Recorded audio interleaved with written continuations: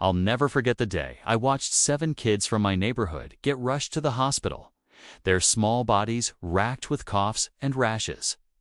All because our HOA president approved a toxic pesticide without a second thought, she thought. She could sweep it under the rug. She didn't know I'd spent years as a whistleblower in the chemical industry, and I was about to expose her dirty supplier on live TV, turning her reign of terror into a national scandal. If you're watching this from your kitchen, fuming about your own HOA nightmare, drop a comment below telling me which city in the United States you're listening from, and send me an email if you've ever dealt with this kind of HOA bullshit. In your life, emails pinned in the first comment. My name is Marcus Reynolds, a 42-year-old single dad living in Pinewood Estates, a suburban community just outside Raleigh, North Carolina. I moved here 5 years ago with my daughter Ellie, who's now 10, after my divorce. I wanted a safe, quiet place for us to rebuild a neighborhood with good schools, friendly faces, and a big community park where Ellie could play. Pinewood seemed perfect at first: manicured lawns, a sparkling playground, and a community garden where Ellie loved planting sunflowers. But I quickly learned that perfection came with a price, and that price was dealing with Karen Hargrove, the HOA president, who ruled Pinewood like her personal fiefdom. I'm no stranger to conflict. Before moving here, I worked as a compliance officer for a major chemical manufacturer, where I uncovered a scandal involving illegal dumping of toxic waste. I blew the whistle, testified in court, and got the company fined $20 million. It cost me my job, but I walked away with a settlement and a reputation for sniffing out corruption. These days, I run a small consulting business from home, helping companies navigate environmental regulations. I thought my days of fighting corporate greed were behind me, till Karen and her toxic pesticide turned my daughter's safe haven into a nightmare. It started in early April, when the HOA announced a park beautification project. The playground and surrounding fields had been battling a persistent weed problem, and Karen, with her perfectly coiffed gray hair and a smile that never reached her eyes, decided to take action.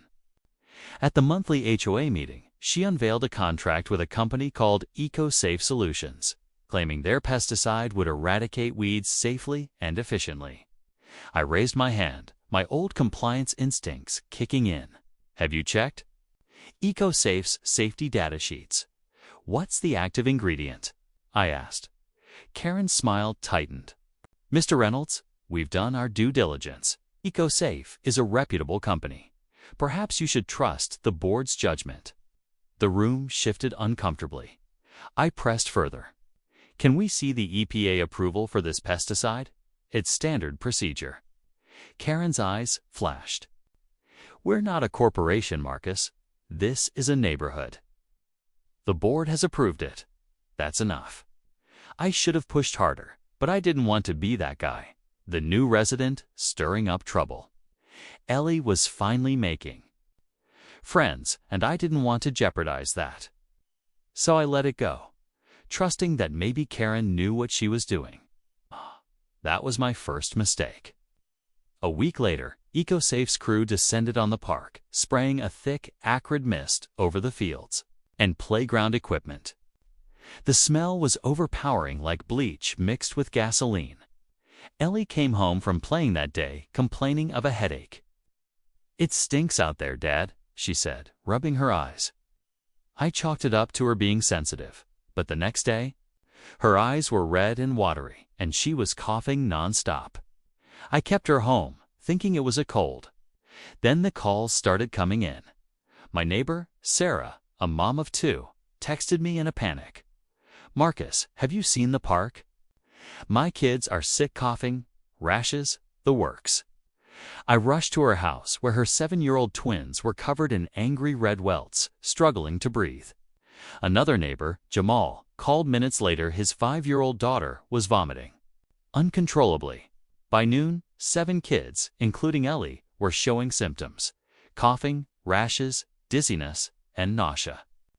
We rushed them to the ER, where doctors confirmed the worst chemical exposure.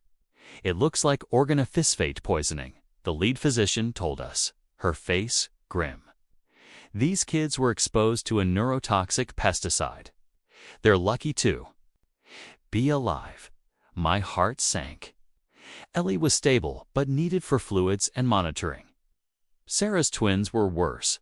One had a seizure in the hospital. I sat by Ellie's bed, holding her small hand, rage building inside me. This wasn't an accident. This was negligence, and Karen was responsible. I drove straight to the HOA office, a quaint building near the park where Karen was holding court. With her board, she looked up as I stormed in, her expression a mix of annoyance and fake concern. "Marcus, I heard about the children." "We're looking into it," she said, her tone dripping with insincerity. "Looking into it?" Ty shouted. Slamming my hand on her desk, 7 kids are in the hospital because of your pesticide. What the hell were you thinking?"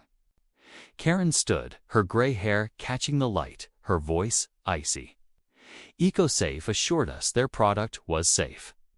If there's a problem, it's their fault, not the HOA's. Now, lower your voice, or I'll have you removed. I took a step closer, my voice shaking with fury. "I used to work in the chemical industry, Karen. I know what organophosphates can do. Did you even read the label? Did you get EPA approval?" Her silence was all the answer I needed. She waved a hand dismissively. "File a complaint if you must. The board stands by its decision." That night, I couldn't sleep. Ellie was still in the hospital, hooked up to monitors, her small frame dwarfed by the bed. I kept replaying the doctor's words. "They're lucky to be alive." I pulled out my laptop and started digging into EcoSafe solutions. What I found made my stomach turn. EcoSafe wasn't a reputable company. They were a shell corporation with a history of violations. Their pesticide, marketed as Green Shield, contained a banned organophosphate called chlorpyrifos, linked to neurological damage in children. The EPA had outlawed it for residential use years ago. But EcoSafe was selling it under a fake label, claiming it was a new formula. Worse, I found a leaked email chain showing Karen had chosen EcoSafe because they offered the lowest bid, no bids from other companies. No safety checks, just a backroom deal to save a few bucks. I called Sarah and Jamal the next morning, filling them in. "Karen knew," I said, my voice tight. "She picked a cheap, dangerous pesticide to cut corners, and our kids paid the price." Sarah was livid. "My twins might have permanent lung damage, Marcus. We can't let her get away with this." Jamal agreed. "We need to sue. The HOA is liable." I nodded, but I knew a lawsuit would take years. Karen would hide behind her board, blame EcoSafe, and drag it out until we gave up. I'd seen it before in my whistleblower days. Corporations and their cronies always played the long game. But I wasn't about to let her off that easy.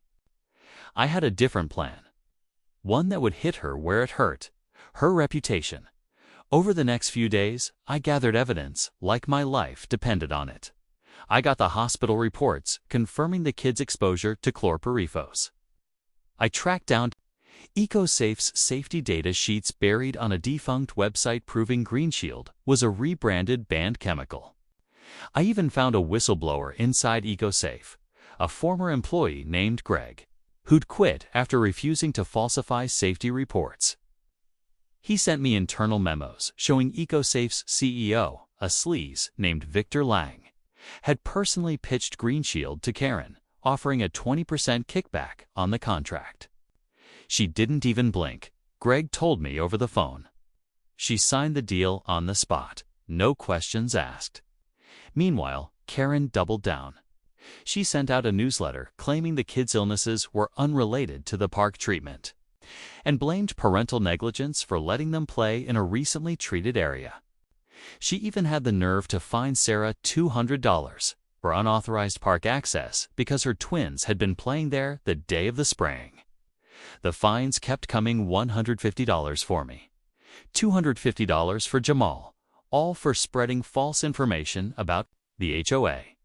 It was a clear message: shut up or I'll make your life hell. But Karen didn't know who she was dealing with. I'd taken down a billion-dollar company before. A small-time HOA tyrant didn't scare me. I started building a coalition. Sarah and Jamal were all in, and we recruited 2 other parents whose kids had been hospitalized: Maria, a nurse whose 6-year-old son had asthma attacks from the exposure, and Derek, a firefighter whose 8-year-old daughter still had nightmares about the hospital. We met in my living room, poring over documents and planning our next move. Maria had connections at the local health department, which launched an investigation into the park's contamination.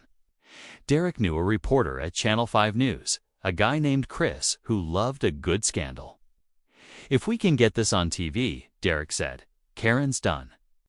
I nodded, but I had something bigger in Minda live broadcast that would expose not just Karen, but EcoSafe's entire operation. The tipping point came a week later.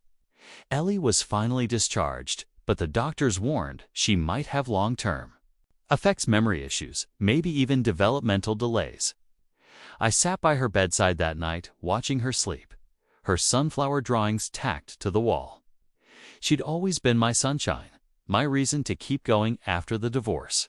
Now, because of Karen's greed, her future was at risk.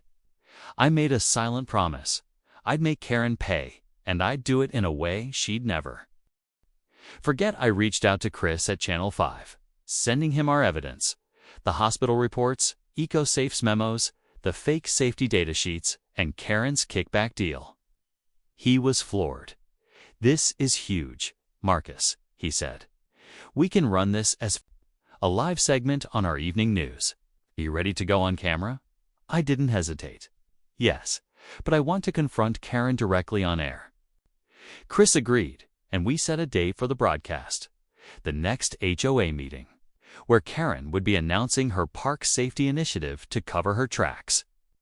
I also called Greg, the EcoSafe whistleblower, and convinced him to join me on the segment. "Victor Lang needs to go down," Greg said. "I'm in." As the broadcast day approached, Karen got wind of the health department's investigation and panicked.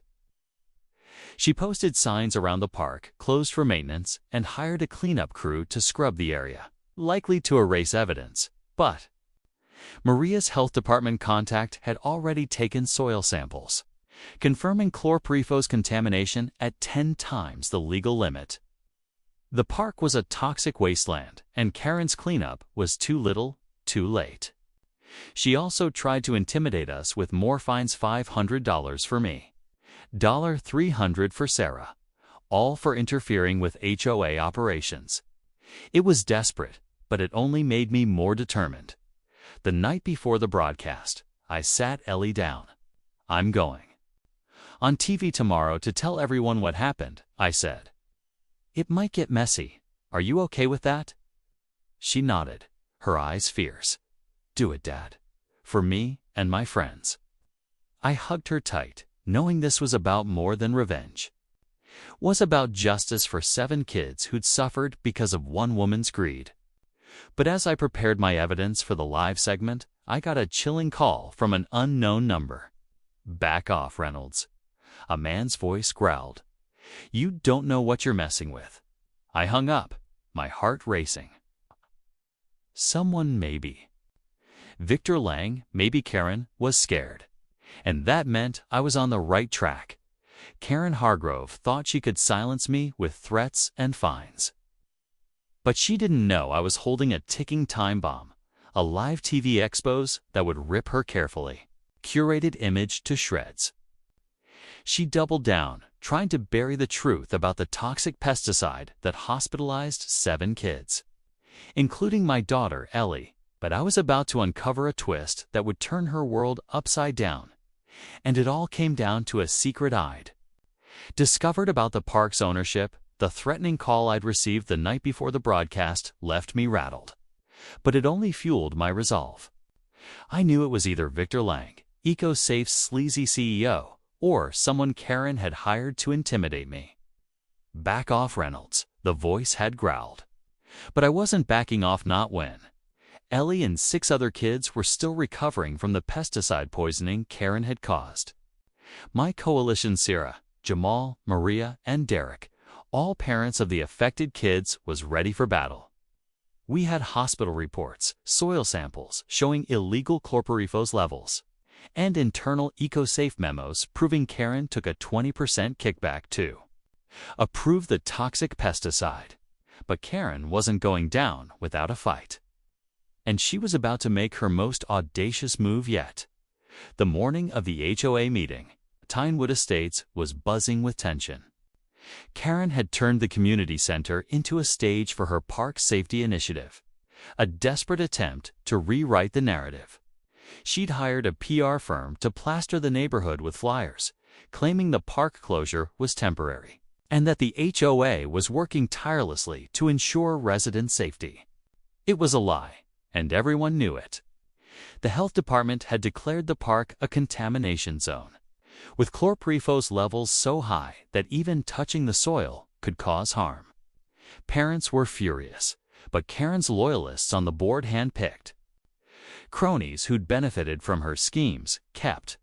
The dissenters in line with threats of fines and liens. I met with my team an hour before the meeting. Sarah was pale, her hands trembling as she showed me a new fine, $400. For unauthorized distribution of misinformation after she'd shared the hospital reports with other parents. Jamal had gotten a similar fine, and Maria's nursing license was suddenly under review by the State Board, a complaint filed anonymously. But we all knew it was Karen's doing. "She's trying to scare us into silence," Derek said, his firefighters calm, cracking under the strain. "My daughter still wakes up screaming from nightmares about the hospital. We can't let her win." I nodded, clutching the USB drive with our evidence. "She won't. Channel 5 is setting up for the live broadcast. We'll confront her on air, and Greg from EcoSafe is ready to spill everything about Victor Lang." The community center was packed when we arrived, with Karen at the podium in a crisp blazer, her gray hair perfectly styled, projecting an air of control. She was mid-speech, announcing a $600 per household park remediation fee to fund advanced safety measures. The crowd murmured, some nodding, others visibly angry but too scared to speak. Karen's eyes flicked to me as I entered with my team, and I saw a flash of panic before her smile returned. "We're committed to transparency," she said, her voice syrupy sweet. "Any claims of wrongdoing are baseless." The board acted in the best interest of Pinewood Estates. It was the perfect moment to strike. Chris, the Channel 5 reporter, gave me the signal from the back of the room. His crew had set up cameras, and the live feed was rolling. I stood, holding up the hospital report. "Transparency, Karen," I called out, my voice steady. "Then why are 7 kids in the hospital with organophosphate poisoning from your pesticide?" The room went silent, all eyes on me. Karen's smile faltered. "Mr. Reynolds, this isn't the time for accusations. We're here to discuss solutions." I didn't back down. "Solutions. You approved a banned chemical chlorpyrifos without EPA approval. You took a kickback from EcoSafe to do it. And now you're lying to cover it up." I turned to the crowd, holding up the EcoSafe memos. She knew it was dangerous, and she used it anyway. The crowd erupted, parents shouting questions as Karen's board members scrambled to regain control. Chris stepped forward, microphone in hand, the camera zooming in. "We're live on Channel 5 News," he announced. "Mr. Reynolds, can you tell us more?" I laid it all out, the hospital reports, the soil samples, the kickback deal. Greg, the EcoSafe whistleblower, joined me on camera, his voice shaking but resolute.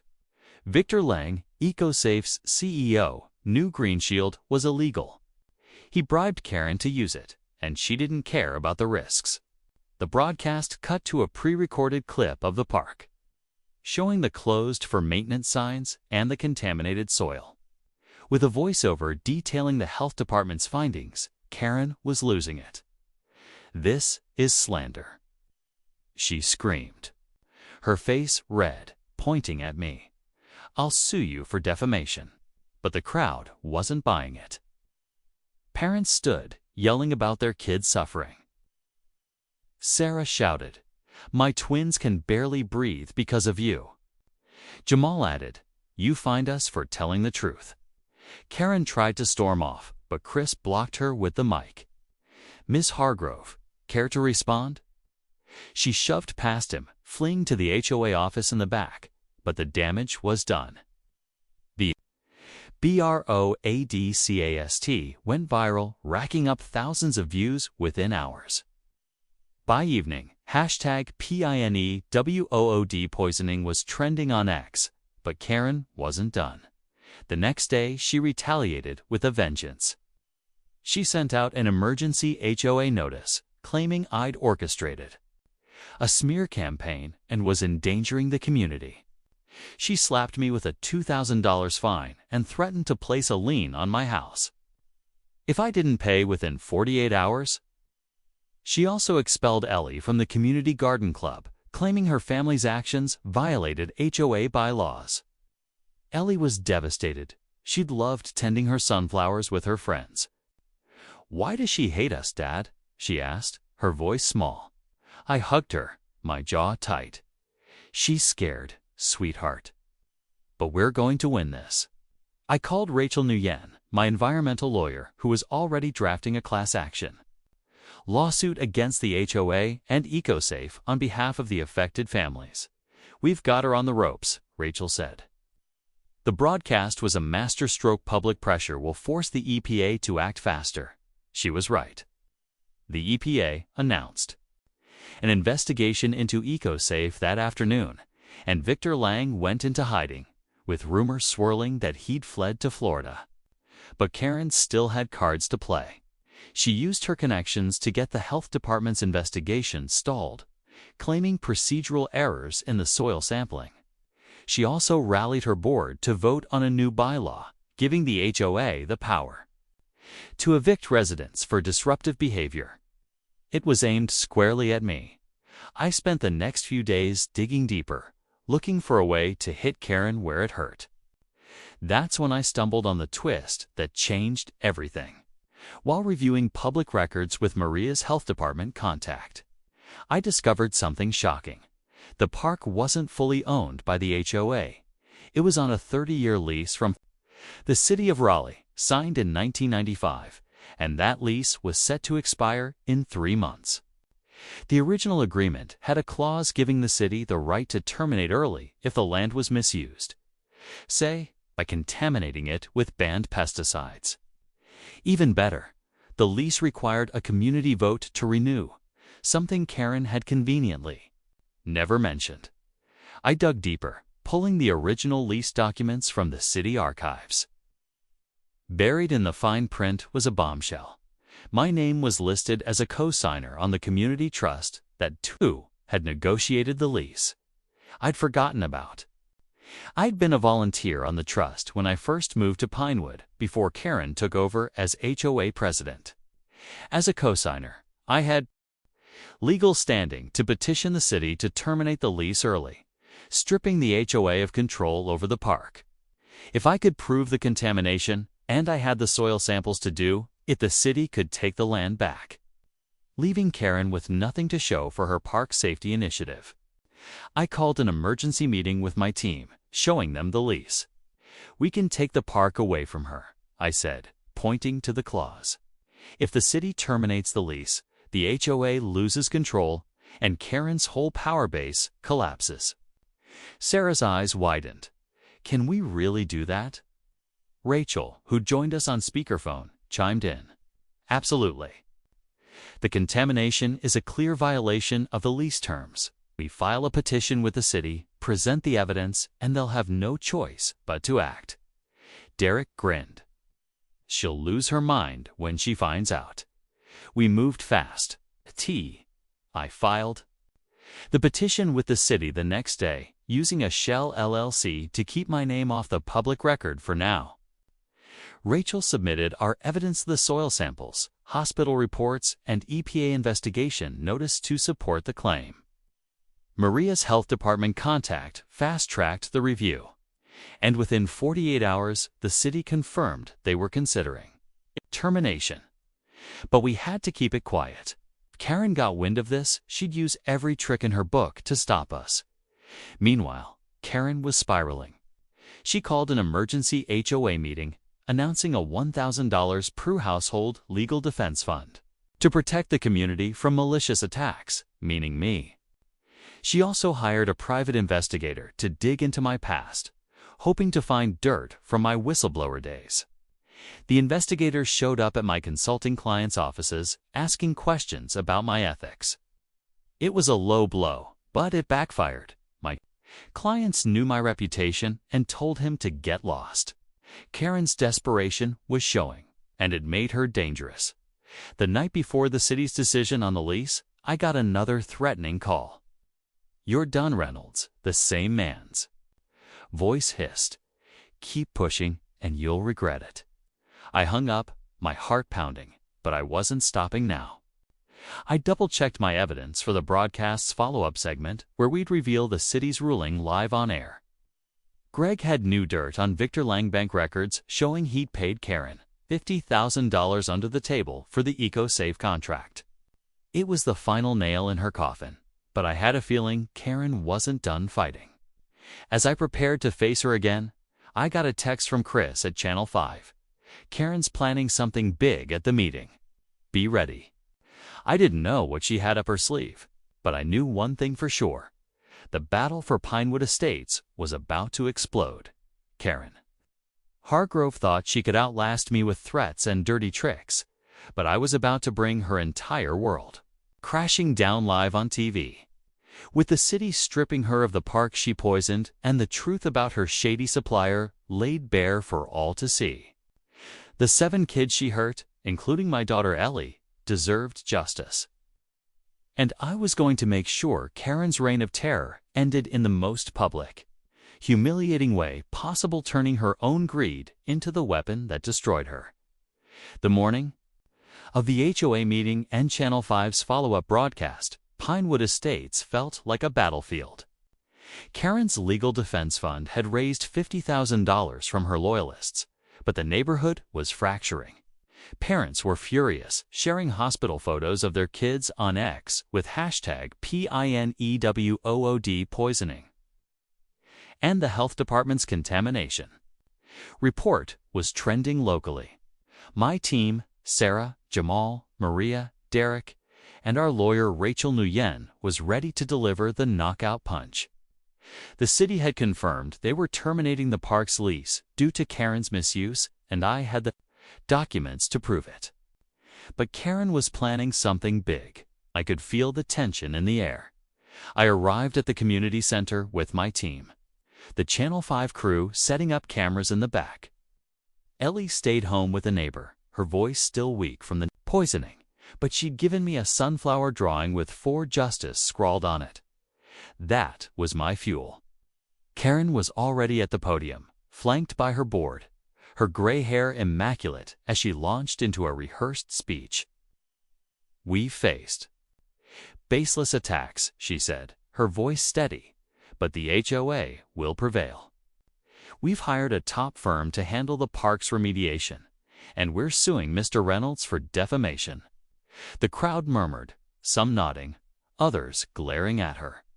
She held up a stack of papers, fake safety certifications for EcoSafes. Pesticide, no doubt forged to bolster her case. I didn't let her finish.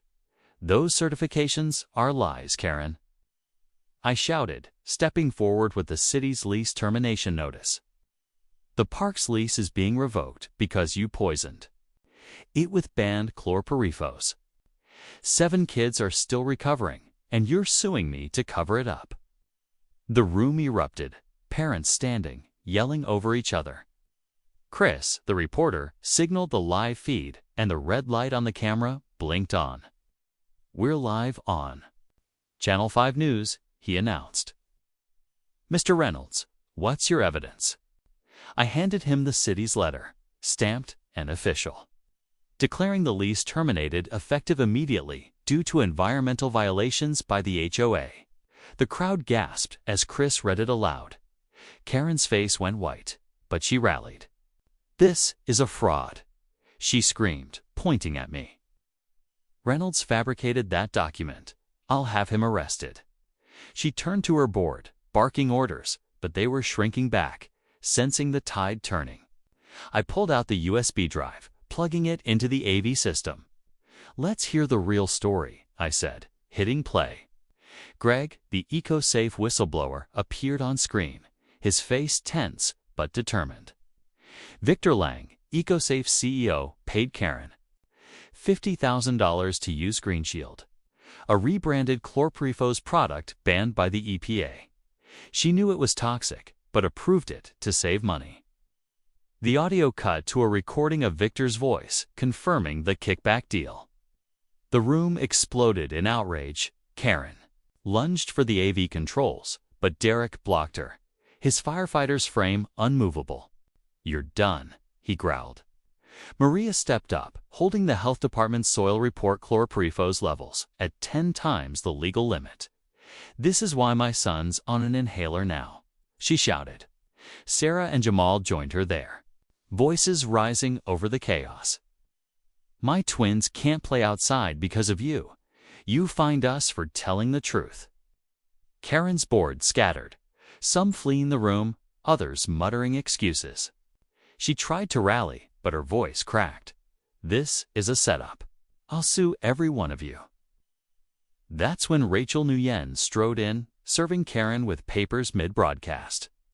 "Ms. Hargrove, you're being sued by the affected families for negligence, fraud, and environmental damage. The EPA's investigation has escalated, and criminal charges are pending." The crowd cheered, cameras zooming in as Karen's composure shattered. She threw the papers on the floor, screaming, "You'll regret this." But it was too late. The live feed caught every second, and within hours, clips were all over X. With hashtags like #KarenKarma and #PINEWOOD, justice trending nationwide, the payback came fast. The city took control of the park that afternoon, fencing it off for an EPA cleanup. Karen's remediation firm was exposed as a shell company she'd set up to launder HOA funds. And the $50,000 legal defense money vanished into her accounts, another nail in her coffin. The health department fined the HOA $200,000 for the contamination. And the EPA shut down EcoSafe, arresting Victor Lang in Florida 2 days later. He flipped, implicating Karen in the kickback scheme, and she was charged with fraud, environmental crimes, and endangering public health. Her bond was set at $1 million, and she couldn't pay it. But I wasn't done.